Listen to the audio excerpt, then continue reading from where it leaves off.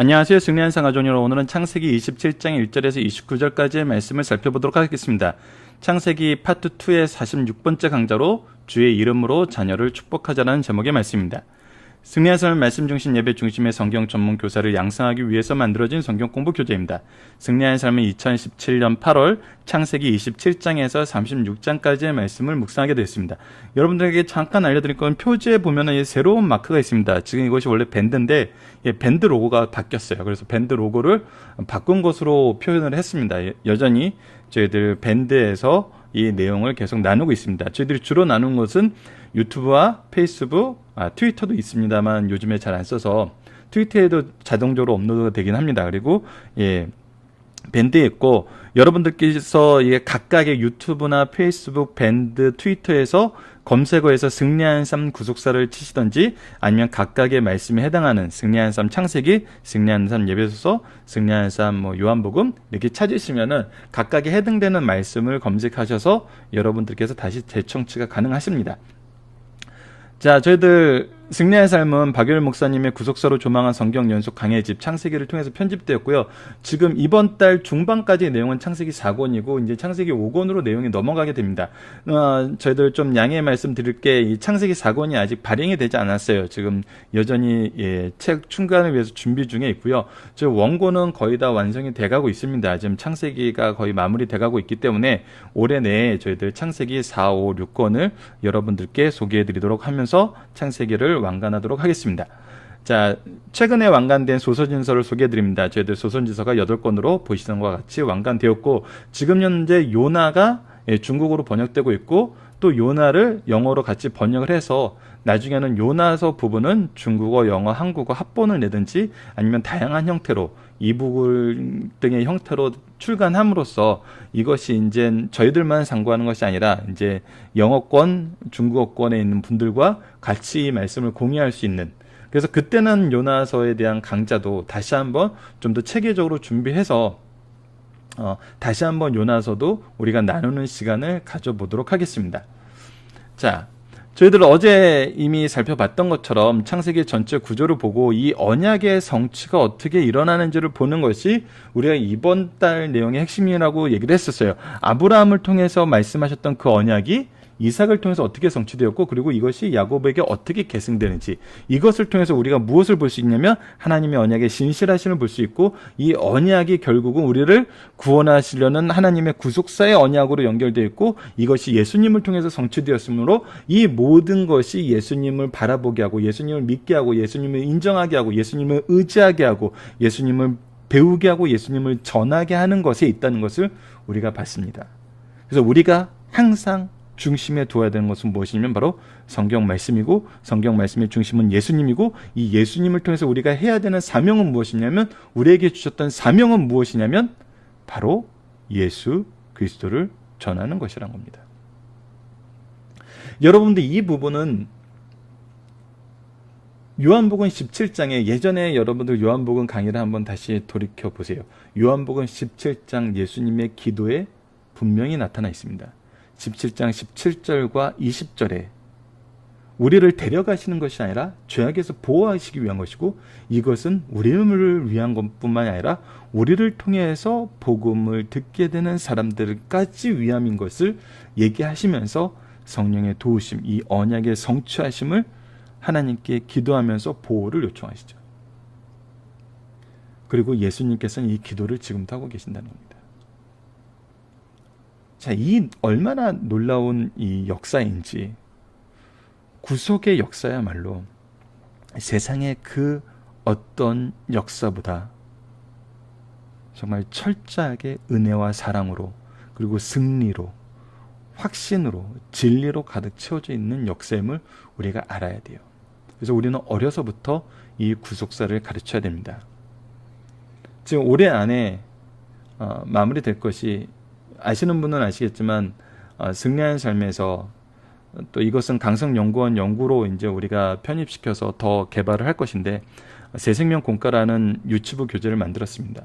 이 새생명 공과는 연령층을 되게 다양하게 할 수 있는 내용들로 구성이 되어 있어요. 철저하게 성경을 통해서 구속사를 설명하고 가정 예배를 통해서 이것이 영아부부터 시작해서 초등학교 초반의 아이들까지 포괄적으로 묵상할 수 있는 내용으로 담겨져 있어요. 레벨에 따라서 그 내용을 조절해서 적용하면 될 수 있게 준비가 되어 있습니다. 이것을 올해 내에 디지털북으로 만들 생각입니다.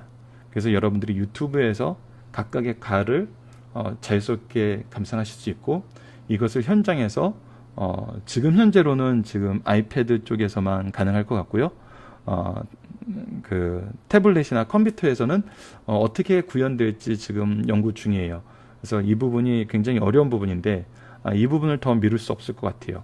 그래서 정말 유치부 교육, 초등학교 초반부 교육이 굉장히 중요하기 때문에 이 구속사를 이해하고 배우고 자란 아이들하고 이 구속사를 나중에 배워야 하는 아이들하고 너무나 많은 갈등과 어려움이 그것을 소화하는 데 있어요. 그래서 이 일이 올해 내에 속히 이루어질 수 있도록 여러분들께서 함께 기도해 주시고, 그거 외에도 지금 후반기에 굉장히 많은 프로그램들이 준비되어 있습니다. 이 준비된 프로그램들을 여러분들과 좀 더 우선은 온라인에서 나누고, 내년부터는 우리가 새로운 장소, 새로운 시스템을 통해서 이것을 나눌 수 있는 공간을 준비해서 여러분들과 함께 오프라인에서도 직접 대면을 해서 여러 가지 얘기를 통해서 또 토론을 통해서 여러 가지 교제를 통해서 이 부분을 실천해 나가도록 하겠습니다. 이 부분을 위해서 우리 승리하는 가족 여러분들 끊임없이 기도해 주시고 또 협력해 주시길 부탁드리겠습니다. 자, 서론 얘기했는데 어제 우리 위크스터디를 통해서 봤던 것처럼 우리가 우선 아브라함의 언약을 봤어요. 자, 아브라함의 언약을 보고 오늘 본문 말씀에서 성도는 무엇으로 사는가 했을 때 오늘 본문 말씀이 굉장히 깁니다. 27장 거의 대부분을 차지하고 있죠. 그래서 근데 이 내용은 우리가 이미 잘 알고 있는 내용이에요. 이 내용 속에 담겨져 있는 하나님의 언약의 성취를 우리가 봐야 돼요. 이 언약의 성취에서 성도가 무엇으로 사는가 했을 때 이 야곱의 이야기는 굉장히 우리에게 새로운 부분을 줍니다. 자, 아브라함 하나님의 언약을 최선을 다해서 지키려고 했어요. 하지만 그것을 잘못 해석했었죠. 자신에게 자녀를 준다는 것을 처음에는 이 유업을 이을 자로 롯을 생각했었고, 롯이 떠나자 엘리에셀을 생각했었고, 그가 태에서 이 사라가 더 이상 아이를 낳을 수 없는 태가 끊기는 시기가 오자 다른 여자를 통해서 이것을 성취하려고 이스마엘로 해석했어요. 근데 하나님 다 아니라 그랬어요. 아니라 그랬어요. 그리고 사라를 통해서 난 이삭을 통해서 이 언약을 계승하게 하셨어요. 우리가 어제 언약을 마지막 이 아브라함에 대한 언약 22장 말씀을 묵상하면서 무엇을 봤어요? 바로 여호와 이레를 봤어요. 하나님의 준비하심을 보는 삶을 살게 하심을. 그래서 아브라함이 하나님이 창조의 하나님이요 부활의 하나님을 분명히 믿는 그 신앙을 고백하는 부분을 우리가 함께 지난달에 확인을 했었죠. 지난 시간에. 지난달이 아니라 지지난달에. 그리고 나서 이것이 이제 이삭에게로 얼마나 순종하게 계승되는지를 봤어요. 그런데 야곱에게 계승될 때는 너무나 놀라운 것이 이삭의 거역이 있어요. 리브가의 거역이 있어요. 야곱의 거역이 있어요. 에서의 거역이 있어요. 이 언약의 주체들이 전부 이 언약에 대한 거역의 역사가 일어나요. 그런데 어떻게 하세요? 하나님은 하나님의 언약을 신실하게 이루어 나가세요.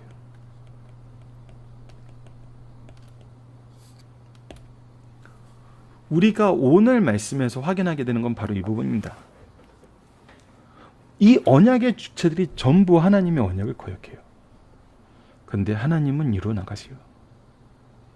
이것이 하나님입니다. 하나님이 언약을 성취하는 방법이에요. 그 안에서 무엇을 이끄세요? 신실하게 이루어 나감으로써 이들의 회개와 회복을 이끌어내세요.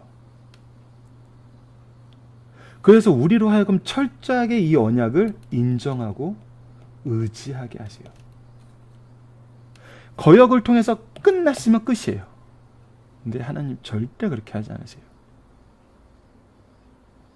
그래서 우리가 오늘 마지막 부분에 적용하기 위해서 살펴볼 것이지만 하나님이 신실하게 이루었다 그래서 리브가하고 야곱은 용서가 되고 이삭과 에서는 잘못되었다, 이런 결과론적인 해석은 굉장히 위험해요.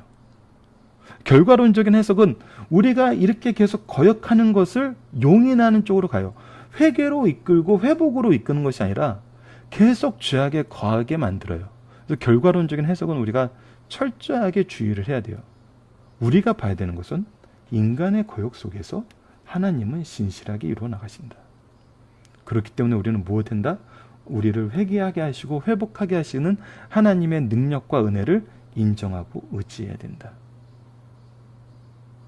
그랬을 때 그를 통해서 이루신 하나님의 놀라우신 역사를 우리가 보고 전할 수 있고, 그것이 복의 근원이 되며 그것이 복의 증거가 되고 복의 능력이 되어서 우리로 승리하게 하시고 우리로 복의 통로가 되게 하신다는 겁니다. 이것이 우리에게 오늘 말씀에서 굉장히 잘 보여줍니다. 자, 여러분들에게 양해 말씀드릴 것은 두 페이지로 연결해서 했으면 참 좋았을 텐데 그냥 한 페이지에 넣습니다. 이미 우리가 이야기식으로 잘 알고 있고, 조금 전에 설명드렸던 거, 인간의 실패와 하나님의 언약의 성취, 이것을 기준으로 우리가 이 말씀을 간략하게 빨리 읽어보고 우리가 본문 묵상하기와 이 중심 사상과 적용하기를 통해서, 그리고 여러분들이 반드시 보셔야 되는 것은 살펴보기 정답을 통해서 살펴보기 문제를 꼼꼼하게 보셔야 돼요. 특히 박유일 목사님의 강해집이 없으신 분들, 지금 현재 이 4권 분량은 아무도 안 가지고 계세요. 왜냐하면 우리가 아직 책을 출간하지 않았기 때문에. 죄송합니다. 그래서 여러분들이 더더욱 살펴보기 정답에 나와 있는 내용을 꼼꼼하게 살펴보셔야 돼요. 꼼꼼하게 살펴보심으로써 살펴보기 정답에 나와 있는 박유일 목사님 저술의 내용, 그리고 이것을 문제로 이제 선별하신 김천서 목사님, 주간이신 김천서 목사님의 의도, 그것을 여러분들께서 보시면서 함께 강의에 동참하시는 것이 굉장히 중요합니다. 저는 개인적으로 여러분들이 강의를 먼저 들으시기 전에 혼자서 묵상하시고 살펴보기 정답을 통해서 확인하신 후에 이 강의를 들으시는 것이 굉장히 유익하다고 생각을 해요. 왜냐하면 여러분들이 해석하는 방향과 제가 설명해 드리는 방향이 다를 수도 있고 같을 수도 있어요. 같은 부분도 접근 방법은 다를 수 있어요. 그것을 여러분들께서 하나하나씩 확인하시면서 여러분들의 신학을 이 창조신앙과 부활신앙 안에서 계속 쌓아 나가셔야 돼요. 왜 그래야 되냐면, 저는 이 승리한 삶을 보면서도 다양한 여러 말씀을 지금 정리하고 또 묵상하고 있어요. 그래서 그 다양한 정리의 말씀이 저의 강의에 신구약의 연결로 이렇게 당연스럽게 드러나요. 하지만 여러분들이 개인적으로 묵상하는 말씀이 또 다른 부분이 있을 수 있거든요. 그리고 개인적으로 궁금했던 말씀이 다른 부분이 있을 수도 있어요. 근데 그 부분이 바로 오늘 본문하고 연결되는 경우가 있을 수 있어요. 그랬을 때 여러분들이 스스로 그 부분을 정리해 놓으셨을 때 더 큰 은혜를, 제가 소개해드리지 못한 그 은혜보다 더 큰 은혜를 여러분들도 소유할 수 있어요. 그랬을 때 여러분들이 리더로서 또 여러분들의 제자들과 자녀들과 이 말씀을 더 깊이 있게 나눌 수 있는 것입니다. 자, 우선 빠르게 본문 내용을 보도록 하겠습니다. 이삭이 나이가 많아 눈이 어두워 잘 보지 못하였더니 맏아들 에서를 불러 이르되 내 아들아 하매 그가 이르되 내가 여기 있나 하니 이삭이 이르되 이제 내가 늙어 어느 날 죽을지 알지 못하니. 어느 날 죽을지 알지 못하니라는 건 무슨 뜻이에요? 이제 유언적 축복을 하겠다는 얘기예요. 지금 하는 것이 유언적 축복이라는 거예요. 그런즉 내가 내 기구 곧 화살통과 활을 가지고 들어가 나를 위하여 사냥하여 내가 즐기는 별미를 만들고 내가 가져와 먹게 하여 내가 죽기 전에 내가 마음껏 내게 축복하게 하라. 자, 근데 재밌는 것이 뭐냐면, 아브라함이 이삭에게 이 언약을 계승하게 할 때 하나님께서 계승하게 하시고 하나님께서 역사하셨어요. 그래서 아브라함이 이 언약의 계승에 자기의 어떤 요구도 포함시키지 않았고, 하나님도 하나님의 말씀을 의지하게 하는 것 외에 어떠한 것도 그에게 욕심을 가지게 하지 않으셨어요. 근데 이삭은 이것을 계승하는데 우선 아이들이 태어났을 때 주셨던 하나님의 언약, 그것을 기억하지 못했어요. 그리고 자신의 축복을 무엇하는 용도로 쓰냐면 자기가 먹고 싶은 별미를 먹는 이 개인적인 욕구와 결합시켜요. 이게 참 민감하고 어려운 겁니다. 민감하고 어려운 부분이에요.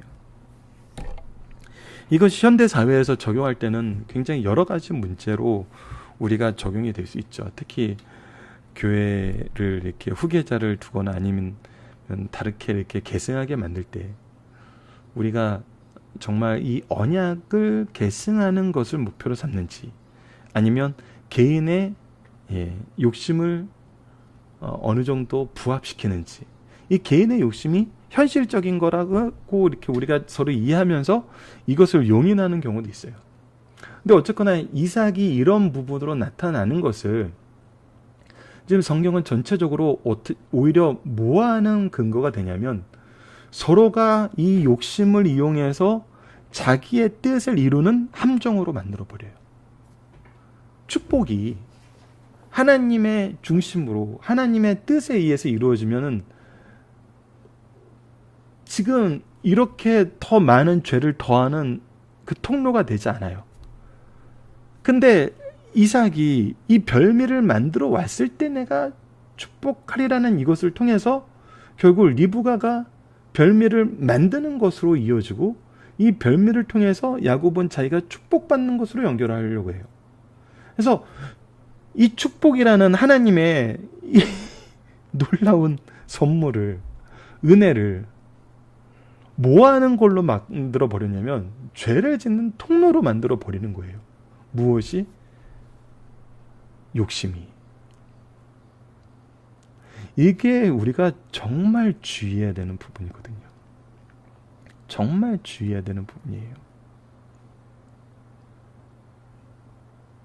우리가 축복을 할 때는 하나님의 뜻으로 하나님의 말씀을 전할 때는 가장 근본적인 욕구여도 식욕이라는 거는 여러분들 가장 근원적인 거잖아요. 이거는 진짜 이게 욕심이 되고 욕구가 되고 아니면 자연스러운 것이 되는 것은 정말 종이 한 장 차이잖아요.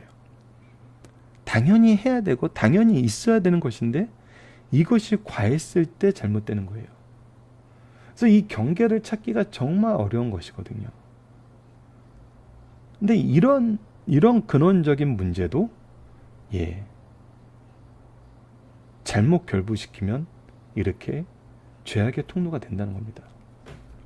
이삭이 그의 아들 에서에게 말할 때 리브가가 들었더니 에서가 사냥하여 오려고 들에 나가매. 자, 이렇게 됩니다. 리브가가 그의 아들 야곱에게 말하여 이르되 내 아버지가 내 형의 에서에게 말한 것을 내가 들으니 이르기를 나를 위하여 사냥하여 가져다가 별미를 만들어 내가 먹게 하면 죽기 전에 여호와 앞에서 내게 축복하리라 하셨으니 그런즉 내 아들아 내 말을 따라 내가 명한 대로 해라. 이렇게 하면서 이 별미를 만드는 것이 무엇하는데 통로가 돼요? 새로운 죄악의 계획을 꾸미는데 통로가 돼요. 염소떼에 가서 거기서 좋은 염소 새끼 2마리를 내게로 가져오면 내가 그것으로 내 아버지를 위하여 그가 즐기시는 별미를 만들리니 내가 그것을 내 아버지에게 가져드려면 그가 죽기 전에 내게 축복하시기 위해서 잡수기시 하라. 이삭아, 분명히 하나님께서 너희들이 태어나기 전에 네가 중심이 될 거라고 얘기했는데 아버지가 이것을 잘못하고 계시다. 그러니 내가 이것을 고치는 방법이 뭐예요? 거짓과 속임수로 이것을 교정하겠다는 거예요. 리브가가 이 일로 아직 기회가 있을 때 이삭과 대화하고 하나님의 언약을 기억하겠더라면은 하나님께서 어떻게 역사하셨겠어요? 어떻게 역사하셨겠어요? 그런데 이것을 또 어떤 방법으로 해요? 자기의 방법으로, 자기의 뜻으로 이 일을 관철시키려고 해요. 이것에 또 무엇이 발생해요? 죄가 발생해요. 우리가 정말 힘든 부분이 바로 이 부분입니다. 우리가 정말 주의해야 되는 부분이 이 부분이에요. 우리가 언약을 의지한다고 하면서 그 언약에 나의 개인의 욕심과 나의 개인의 방법을 대입하기 시작하면은 거기서 무엇만 나오냐면 죄만 생성돼요. 죄만 생성돼요. 분란과 분쟁만 생성돼요. 야곱이 그 어머니 리브가에게 이르되 내 형 에서는 털이 많은 사람이면 나는 매끈한 사람이지. 자, 이제 이삭을 보세요. 어머니, 제가 어려서부터 어머니 아버지를 통해서 하나님의 언약을 배웠고 그 언약의 말씀이 우리가 태어났을 때 어떻게 또 선포되었는지 알았는데 이런 방법을 쓰다니요. 이것이 아니라 이것이 가능하면 하겠는데 현실적으로 형과 나는 너무 다르잖아요. 털이 많고 나는 매끈하고 아버지가 분명히 만질 때 티가 날 텐데 이게 어떻게 될까요? 그래서 오히려 저주를 받지 않겠습니까? 라고 얘기하는 거예요. 아버지께서 나를 만지실 때 내가 아버지 눈에 속이는 자로 보일지라. 속이는 거예요. 근데 속이는 일을 하는데 속이는 자로 보이면 어떻게 합니까? 그러니까 내가 걸리지만 않으면 속이고 싶다는 거예요, 지금. 계속 죄가 들어와요. 계속 죄가 들어와요. 그래서 복은 고사하고 저주를 받을까 하나이다. 어머니가 그에게 이르실 때 내 아들아 너의 저주를 내게로 돌리라. 예. 이게 죄의 무서운 점입니다. 있어서는 안 될 말을 해요. 우리가 사복음서를 보면서 동일한 내용이 어디에 나왔었죠? 예. 예수님을 죽이려는 자들이 이 죄는 우리야 우리 자손들에게 돌리라라고 얘기하고 그대로 됐어요. 어떤 신학자들은 박열 목사님도 이 부분에 대해서 간단하게 언급을 하시는데 사라가 죽은 것이 기록이 되어 있어요. 그리고 야곱의 아내들이 죽는 것이 기록이 되어 있어요. 이삭에게 리브가가 죽는 기록이 성경에 안 나타나 있어요.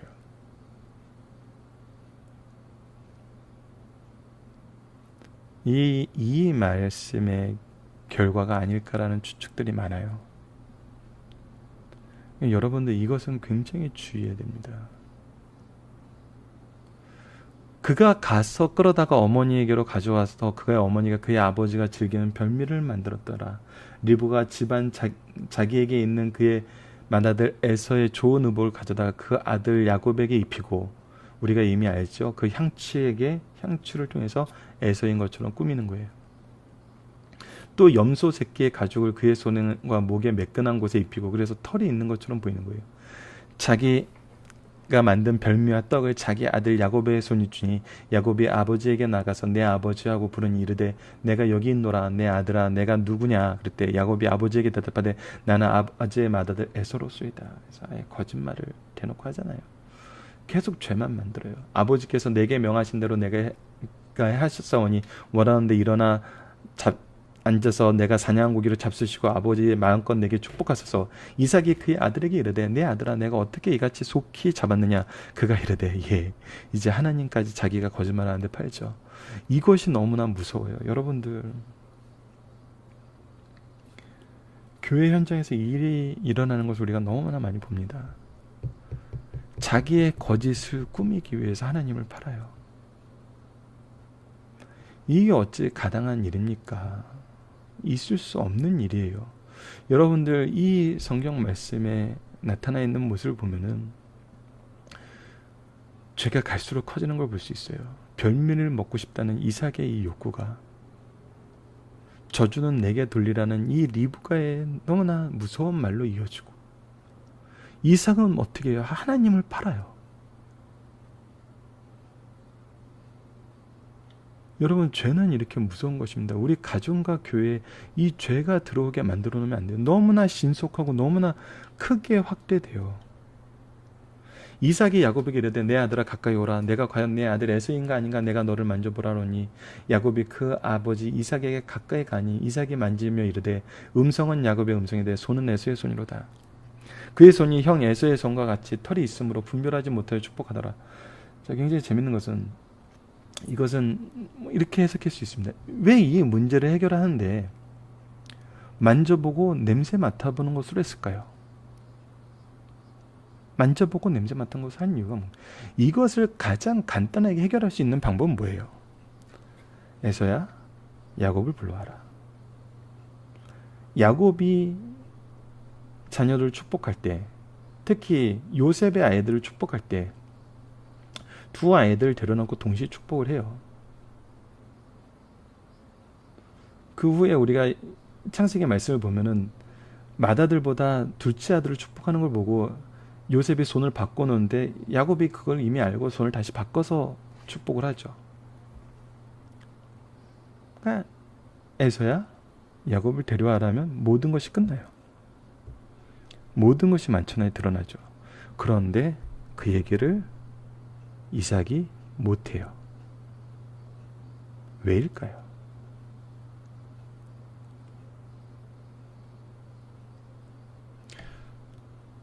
그가 이 축복권 또한 자신의 의지가 더 강했던 걸로 보고 있어요.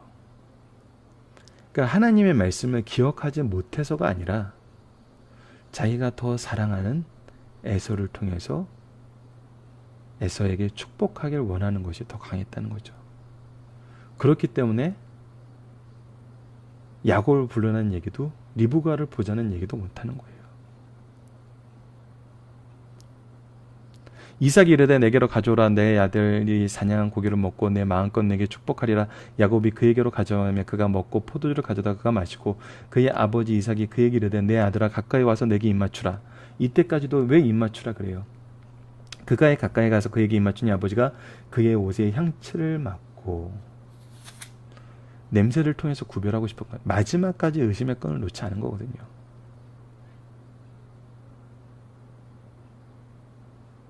두 아들을 같이 대면할 수 없는 그 심리의 상태, 마음의 상태가 있는 거예요.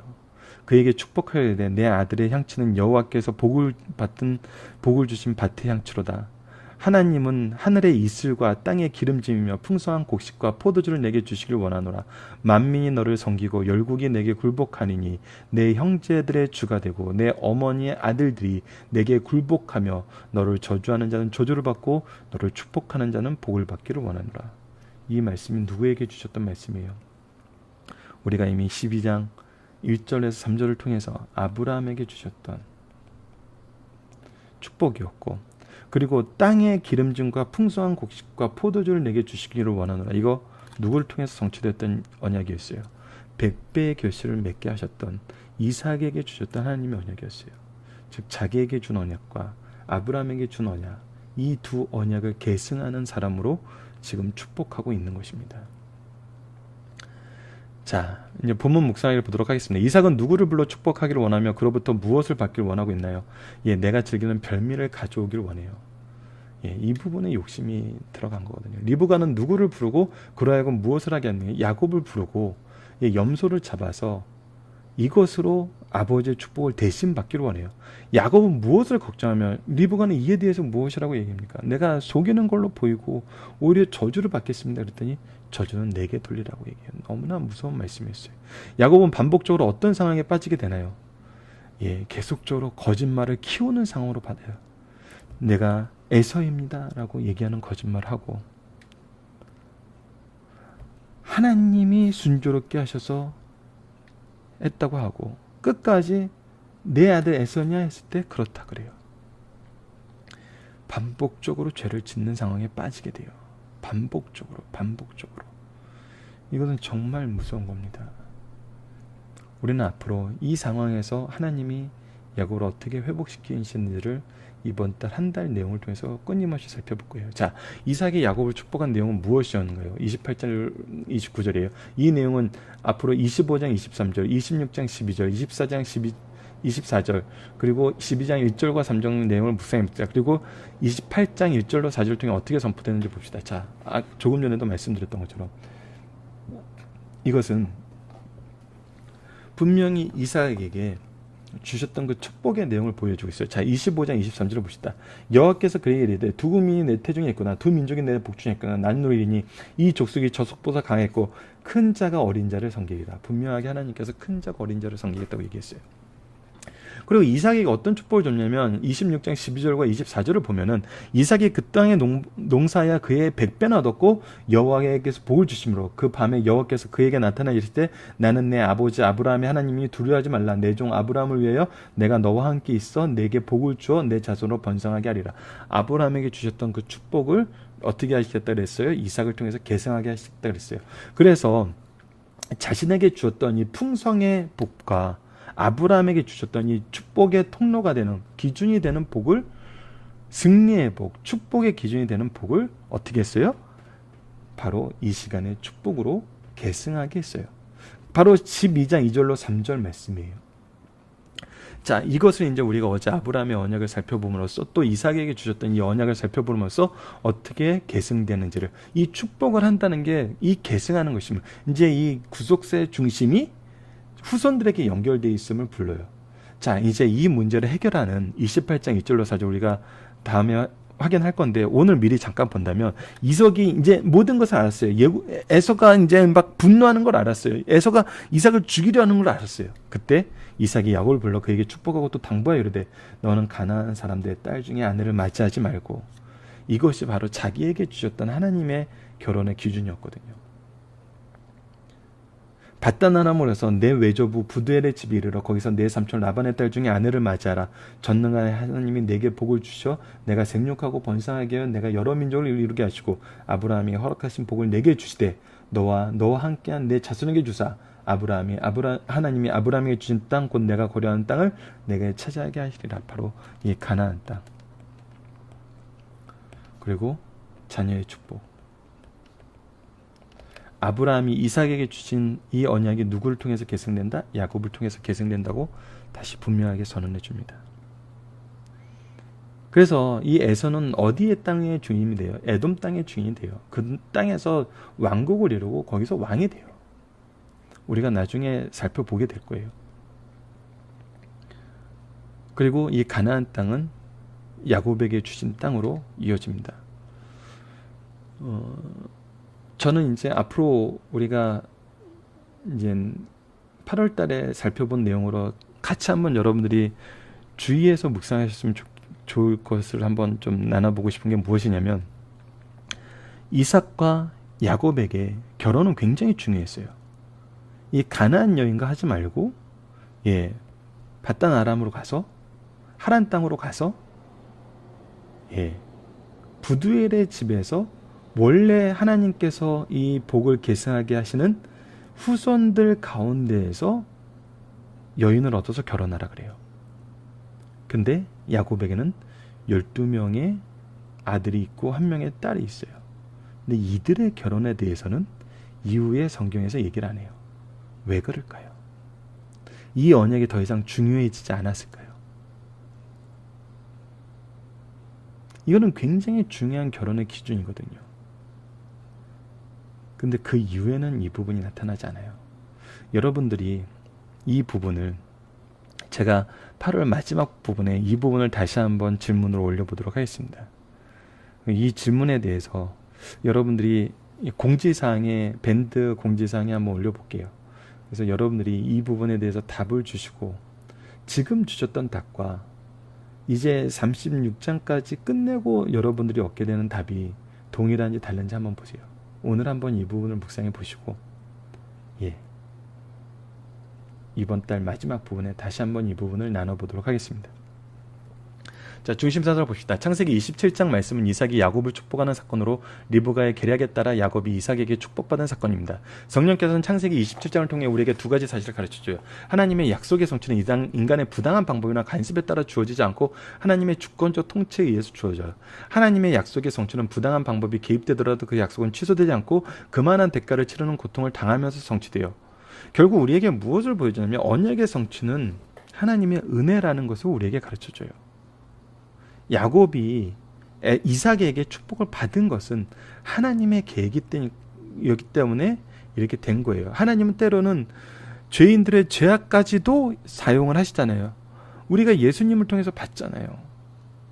가룟 유다의 악한 계획, 사내들인 공의의 회원들의 악한 계획까지도 하나님께서는 구속을 이루는 데 쓰셨어요. 하지만 어떻게 하셨어요? 그거에 대해서 분명히 심판하셨어요. 분명히 그 죄를 물으세요. 그래서 우리는 이것을 알면 어떻게 하겠어요? 우리가 왜 하나님께 영광 돌리는 삶을 살고 그것을 즐거워하는 삶이냐고, 우리가 이제 소율의 문답, 대율의 문답 첫 번째에서 왜 가르치냐면, 우리는 하나님께 영광을 돌리는데 그것을 즐거워하는, 하나님의 뜻을 따르는 방법으로 성취하고 나머지 사람들은 이것을 거역함으로 하나님의 공의를 드러내서 하나님의 진실하심을 드러내는 방법으로 영광을 돌린다니까요. 그렇기 때문에 우리는 철저하게 하나님 방법을 의지해야 돼요. 하나님이 좋아하시는 방법, 하나님의 기준에 의한 방법이 무엇인지를 알아야 돼요. 그것이 바로 우리가 질서를 아는 것이고 그것이 바로 우리 기독교인들의 윤리예요. 자, 창세기 28장은 야곱이 에서의 분노를 피해 받다나아람 외가집으로 피신하는 과정이 있습니다. 첫 번째는 야곱이 외가로 가는 두 가지 이유는 다음과 같습니다. 첫 번째, 에서의 분노를 피하기 위해서고, 두 번째는 야곱만큼 이방인과 결혼을 하지 않고 이삭과 같이 하나님을 섬기는 외가 식구들과 결혼시키기 위해서예요.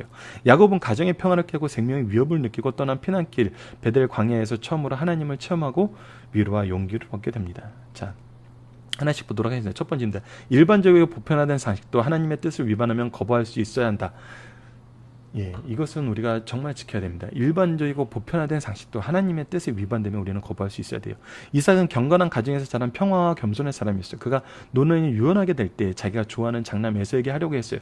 그러나 하나님께서는 택한 자는 야곱이었고 에서는 장자의 기업을 업신여겼으며 가나안인과 결혼함으로 부모에게 염려를 끼쳤어요. 그럼에도 불구하고 하나님께 묻지 않고 장자의 기업을 에서에게 주겠다는 것은 하나님의 뜻을 거역했다는 거예요. 이것은 분명하게 우리가 봐야 돼요. 하나님의 뜻에 이루는 목적이 좋으면 수단과 방법도 줘야 돼요.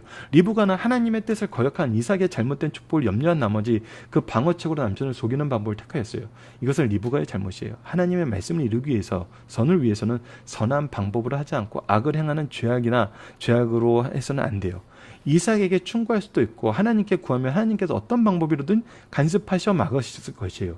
이것을 믿지 못한 것은 불신행이에요. 하나님의 방법보다 자기의 방법으로 여기는 것은 그 결과가 하나님의 말씀과 일치하더라도 그건 악이에요. 오늘 본문 말씀에서 이 부분이 분명히 드러나요. 사람의 말 가운데 사람이 감히 할 수 없는 말이 있다. 조심해야 되네. 리브가는 결혼함부터 참으로 모범적인 여성이었어요. 말에 큰 실수가 있었어요. 그러나 말에 큰 실수가 있었어요. 리브가는 야곱에게 내 아들아 저주는 내게 돌리라고 하였어요. 그러나 이 말은 극히 오만한 말이에요. 무지하신 하나님의 아들 예수 그리스도만이 우리의 죄를 감당할 수 있고 구원하실 능력이 있어요. 리브가는 아들의 죄를 담당할 수 없고 자기 아들은 각자 자기의 죄값을 치를 수밖에 없어요. 이 이유로 야곱은 믿음의 족장이 되지만 파란만장한 삶을 살았고 리브가는 야곱의 택하신 하나님의 뜻을 이뤘으나 다른 여인들처럼 사라, 리브가, 유마, 드보라, 나이처럼 성경은 그의 죽음을 언급하지 않고 침묵하고 있어요. 네 번째입니다. 한 번 속이는 자는 계속 속이게 되고 자신도 속임을 받게 돼요. 야곱은 아버지에게 나는 아버지 마다의 애들이다 속였고 이삭은 내가 어떻게 이걸 속히 잡았느냐 했을 때 아버지 하나님 여호와께서 나를 순조롭게 만나게 하셨습니다라고 하나님을 모독하였어요. 한 번 치운 죄는 회개함으로 단절될 수 있으나 회개하지 않으면 그 죄를 변명하기 위해 계속 죄를 범하게 돼요. 예, 그래서 회개가 필요해요. 회복이 필요해요. 이것이 없으면 계속 죄를 반복하고 더 큰 죄를 져요. 나중에는 뭐가 문제냐면 자기가 죄를 짓는지 몰라요. 모든 것을 자기 위주로 해석을 해요. 너무나 무서운 결과를 발견하게 됩니다. 그 후에 야곱은 자신이 속인 것보다 더 많은 속임을 당하고 살아요. 20년을 속임을 받으면서 살아요. 이것이 하나님의 공의의 법칙입니다. 마지막 다섯 번째입니다. 야곱의 축복은 속임수로 쟁취된 것이 아니고 하나님의 섭리하여 주신 것이에요. 이것을 여러분들 속여서 쟁취됐다고 해석하면은 하나님의 말씀도 하나님의 능력도 모르는 거예요. 하나님께서는 하나님의 언약을 우리의 연약한 가운데서도 성취하세요. 이것이 바로 하나님의 섭리예요. 이것이 하나님의 은혜예요. 야곱이 하나님께 받은 축복은 아버지를 속이고 쟁취한 것이 아닙니다. 하나님의 섭리하에 작정된 것이고 이를 권위 있는 이삭의 입을 통해서 선포된 것이에요.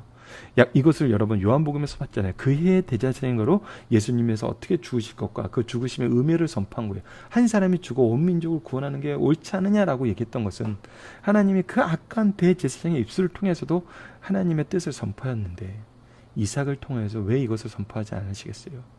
야곱은 아버지를 속이는 일에 망설임으로 주저했으나 어머니 리브가를 통해 확신을 얻고 아버지를 속였어요. 그로 인하여 후에 자기도 외삼촌과 아들들에게 속게 돼요. 인간이 범죄할지라도 하나님의 약속은 취소될 수 없으며 하나님의 공의는 어때요? 반드시 성취됩니다. 이것이 우리의 믿음의 기준이고 근거예요. 여러분들 오늘 살펴보기 정답 살펴봐야 될 게 굉장히 많습니다. 이 살펴보기 정답 여러분들 카페를 통해서 확인하시고요. 이 살펴보기 정답 문제를 미리 보시는 것이 여러분들이 이 본문 내용을 이해하시는 데 굉장히 도움이 많이 되실 거예요. 자, 적용하기 문제입니다. 본문을 통해 인간의 어리석음과 죄악 속에서 우리는 하나님의 뜻이 얼마나 신실하게 이루어짐을 확인했습니다. 우리가 확인하게 되죠. 그러나 우리도 때로는 결과론적으로 모든 것을 해석함으로 야곱과 르브가의 죄를 요긴하는 경우가 있어요. 이건 얼마나 이 사람들이 이 죄의 값을 치르는지 보세요. 근데 우리는 막 찬양해요. 이 방법이 좋을 거라고 생각을 해요. 아닙니다, 여러분. 우리가 실제로 신앙생활을 하면서 하나님의 주권적 섭리 속에서 이루어진 것을 깨닫지 못하고 우리의 죄가 하나님의 일을 이루는데 쓰임 받았다. 가룟 유다도 착한 사람 되는 거예요. 예수님을 죽인 자들도 의인이 되는 거예요. 우리가 무슨 말을 하는지 우리 스스로 조심해야 돼요. 더 회개해야 돼요. 야곱의 인생은 더욱더 회개하고 더욱더 무릎 꿇는 삶이었어요. 단 한시도 하나님을 의지하지 않고는 살 수 없는 환경 속에 사는 모습이었어요. 우리가 이것이 회개의 삶이고 우리가 죄를 지었을 때 감당해야 되는, 우리가 가야 되는 길임을 알고 이 죄에서 속히 벗어나야 돼요. 그래서 이런 것을 용납하거나 방조하는 경우가 절대로 있어서는 안 됩니다. 우리 함께 이 부분을 주의합시다. 자, 말씀을 기초로 기도하기를 통해서 마치겠습니다. 하나님, 우리가 하나님의 언약을 기억하지 못하고 이 언약을 신실하게 이루시는 하나님의 역사를 바로 이해하며 신뢰하지 못해서 때로는 우리가 선을 이룬다고 말하면서 죄를 범하는 경우가 있음을 고백합니다. 우리로 더욱 하나님의 계획의 신실함과 능력을 신뢰하며 하나님의 뜻을 하나님의 방법으로 이루는데 쓰임받는 주의 자녀가 되게 하여 주소서. 예수님 이름으로 기도드립니다. 아멘.